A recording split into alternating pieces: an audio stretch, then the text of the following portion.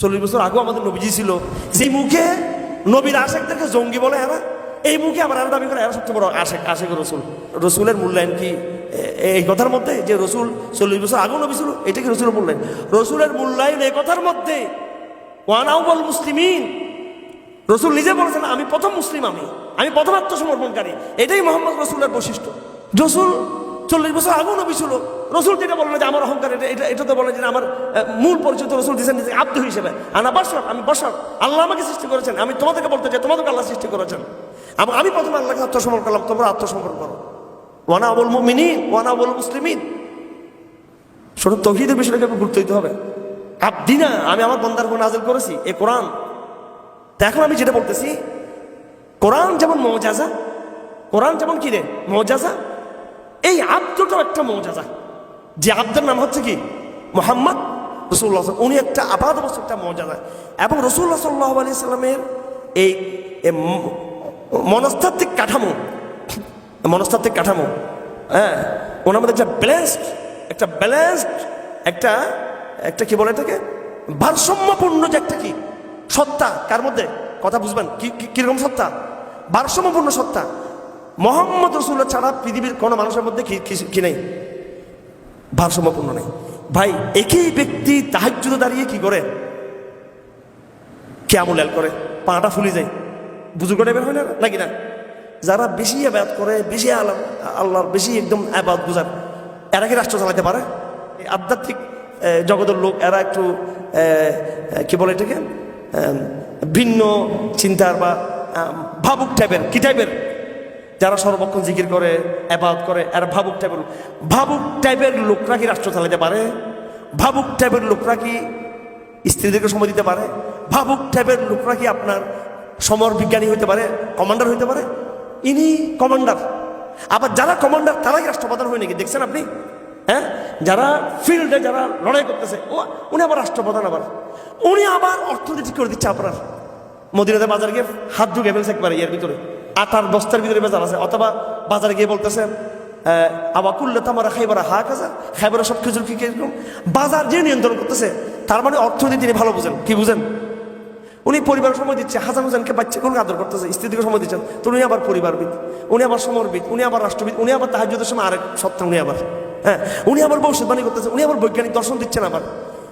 আল্লাহু আকবার। এগুলো হচ্ছে রাসূলুল্লাহ সাল্লাল্লাহু আলাইহি ওয়াসাল্লামের এইভাবে এত বৈচিত্র্যময় বৈশিষ্ট্যের একটা পুরোপুরি একটা সিম্বল, প্রতীক, ঠিক না নাকি? কোরআন যেমন এজাজ, কোরআন যে পাত্রে নাযিল হয়েছে ওই পাত্রটাও আগা করে একটা কি আল্লাহ ওইটাকে তৈরি করছেন ওইভাবে, এজাজ আলা আব্দিনা। আল্লাহ রাসূলুল্লাহ পরিচয় দিচ্ছেন কি হিসেবে, কি হিসেবে? এটা দেখলে তো বেদাতীরা রাগ করবে, হ্যাঁ রসুলকে আব্দ কেন বলছে? রসুল কি শুধু আব্দ? রসুল তো নূর, কত কিছু বলবে এখানে কেন? ঠিক আছে, রসুলের নূর অবশ্যই, কিন্তু রসুল নূর, আবার রসুল নূর, এটা যত বড় সত্য, এর চেয়ে বড় সত্য রসুল হচ্ছে আব্দুল্লাহ, ঠিক কিনা? আব্দুল্লাহ বিদায় তো রসুলের মধ্যে নূর ছিল। হ্যাঁ, আচ্ছা, তো এখানে এই আয়াতের মধ্যে কোরআনের যেমন এজাজের বিষয়টা যেমন আছে, আল্লাহর নবীর সত্তার এজাজটা এখানে আমরা বুঝে নেবার চেষ্টা করবো এখানে। এবং কবি গোলাম মোস্তফার বই বিশ্বনবীর বৈশিষ্ট্য, বিশ্বনবীর কি ছোট্ট বই, একেবারে ছোট্ট বই, বাজারে এগুলো ভাবেন না, বাজারে ভাবেন হুমায়ুন আহমদ, সেকুলাররা ভাবে, আর আপনারা ভাবেন আলতামাস, নসিম হেজাজি, এরপর আরো একটু বলে দুঃখ পাবেন কিছু বর্তমান লেখকদের বই, আর বই মূল লেখক পড়ার চেষ্টা, বর্তমান লেখকদের মধ্যে মৌলিক বই হলে সমস্যা নেই, কিন্তু যেভাবে প্রত্যেকটা বিষয়ে বাজারে ঘাটে এত বই চলে আসছে। আচ্ছা, যাই হোক, তো এই বিশ্বের বৈশিষ্ট্যটা পারলে নেবেন, ছোট্ট বই, ভালো করে কেউ যদি পড়তে পারেন, আমার মনে হয় রাসূলুল্লাহ সাল্লাল্লাহু আলাইহি ওয়াসাল্লামের সত্তা, উনি কীভাবে রেজাল্ট কোরআনকে বহন করছেন, কীভাবে আল্লাহ ওনাকে তৈরি করছেন বৈজ্ঞানিকভাবে, এটা বুঝতে পারবেন। আর যদি বিশ্বনবীর বৈশিষ্ট্য এটা যদি না পান, তাহলে আপনারা কবি গোলাম মোস্তফার যে বিশ্বনবী যেটা বড় যেটা আছে, কি আছে বড় যেটা আছে সিরতের যে গ্রন্থ, ওইটার প্রথম পাঠটা দেখার দরকার নেই, ওখানে দুর্বল বর্ণনা আছে, ওখানে রাসূলুল্লাহর জীবনের ধারা বিবরণী, জীবনের কাহিনী আমাকে কবি গোলাম মোস্তফার বই থেকে শেখার দরকার নেই। এটা সিরত খাদিমুল আম্বিয়া আছে, মুফতি শফি রহমতুল্লাহ আলাইহি, আর রাহিকুল মখতুম আছে, আরও ডিটেলস, আরও কিতাব আছে, আরও কিতাব আছে, আরও কিতাব আছে। বাকি গোলাম মোস্তফার বিশ্বনবী যে গ্রন্থ লিখছেন এই গ্রন্থের 2 নম্বর খণ্ড যেটা যেটা সেকেন্ড পার্ট যেটা আল্লাহু আকবার, এই বই আমার দেখা মতে আমি দুনিয়াতে এরকম এরকম বৈজ্ঞানিক বই, সিরতের কি বই, সিরতের বলেন না, কথা বলেন না কেন, সিরতের এরকম দার্শনিক এবং বৈজ্ঞানিক বই আর না উর্দু ভাষায় আমি দেখছি, না বাংলা ভাষায়, না ইংরেজি ভাষায়, না আরবি ভাষায় আমি দেখিনি। এবং এই জন্য আমি নিজেই জেলখানে এটা আরবি করতে চেয়েছিলাম, এখনো পারিনি। এটা আমার একটা আছে আরবি করা, এটা এই বইটার আরবদেরকে দেখানো যে বাঙালিদের বাঙালি মুসলমানদের মধ্যে কিরকম দার্শনিক জন্ম হয়েছে। কবি গোলাম মোস্তফা, এই নামগুলো শুনবেন না। এখানে দার্শনিক হুমায়ুন আজাদ, অশিক্ষিত হুমায়ুন আজাদ হচ্ছে আমাদের বাংলাদেশের কি, হ্যাঁ কি বলছি আমি, কি শব্দ বলছি, অশিক্ষিত হুমায়ুন আজাদ বলছি, আমি অশিক্ষিত হুমায়ুন আজাদ।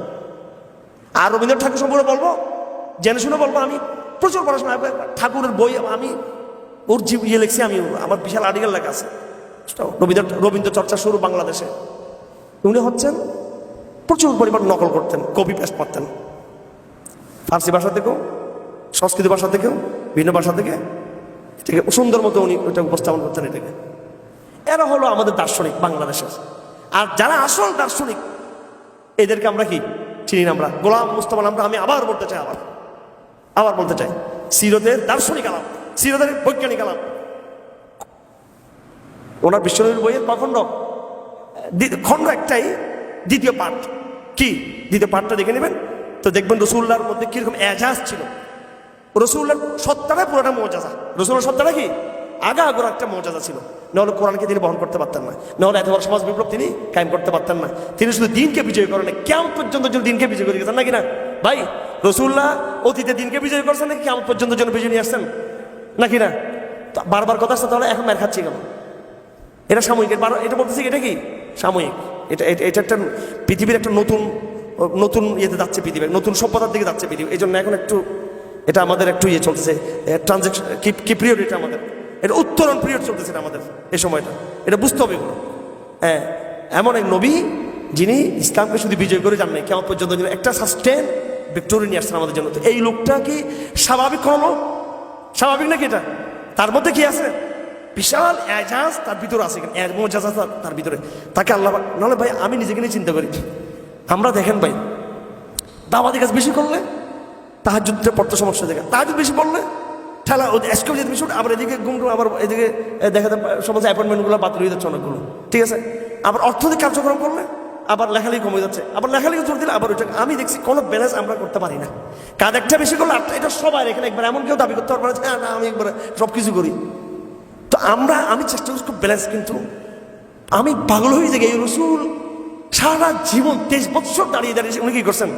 কেমন লাইন ওই 23 বছরে দুনিয়ার সব মায়ের খাইছেন উনি, আবার মদিনা দেশে মায়েরও দিয়েছেন, তিনি রাষ্ট্র চালাইছেন, বউর সাথে সময় দিয়েছেন, মানুষের সাথে হাসি মুখে চলতেন, স্বাভাবিক চলতেন, বাজারে গিয়ে বাজার নিয়ন্ত্রণ করতেন, রুম ফার্স ভয় পেত, আবার বৈজ্ঞানিক সমস্ত কথা বলতো আবার।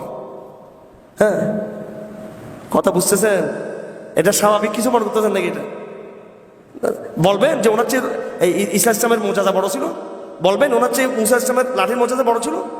এই কোরআনের মৌজাজা, কোরআন আল্লাহবাক যাকে দেখে দেন নাই, মুসা ইসলামকে আল্লাহবাক দেন নাই, ইব্রাহিমকে দেন নাই, ঈসা ইসলামকে দেন নাই। এই কোরআনকে আল্লাহবাক রেখে দিয়েছেন কাকে দেওয়ার জন্য? ওয়াইন কুনতুম ফি রাইবিম মিম্মা নাযালনা আলা আবদিনা আলা মুহাম্মাদিন বলেন নাই, আলা রাসূলিনা বলেন নাই, আলা নবী বলেন নাই, আলা আবদিনা। এই গোলামকে আল্লাহ তার, এই গোলাম আল্লাহ তার, এই দাসকে আল্লাহ তার, এই আব্দকে ওইভাবে আল্লাহ নিজে কি করে নিয়েছেন, তৈরি করে নিয়েছেন। তো আজকে আমরা 2টা আজাজ পড়লাম। কয়টা আজাজ পড়লাম? একটা কোরআনের আজাজ, এবং সাথে সাথে কি কার আজাজ? এটা আমাদের নবীদের আজাজ। কারণ এই বড় আজাজটা নাযিল হয়েছে একটা বিশেষ পাত্রে, সেই পাত্রেরও কি থাকবে? বৈশিষ্ট্য থাকবে। কেমন? খাবারের পোলাও, দামি দামি খাবার যেমন দামি, এই দামি খাবারগুলো যেখানে পরিবেশন করবো সেটাও কিন্তু একটা কি দামি প্লেস, কিন্তু সেটা ওই পাত্রগুলো কিন্তু একটা দামি প্লেস হবে।